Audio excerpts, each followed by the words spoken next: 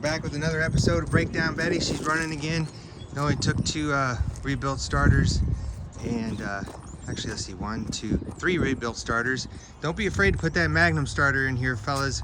If you got the old 70s, 80s, 318, whatever, the modern mini type starter, bolted in just fine.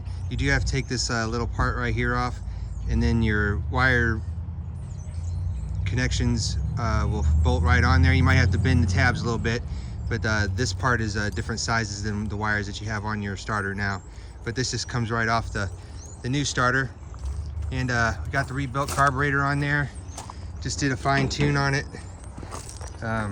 She was a little rich. Let's see if she'll start right up here. Yep, starts right up, no problem. So hopefully she'll run good for a week or so, and then we'll find something else. Thanks for watching, guys.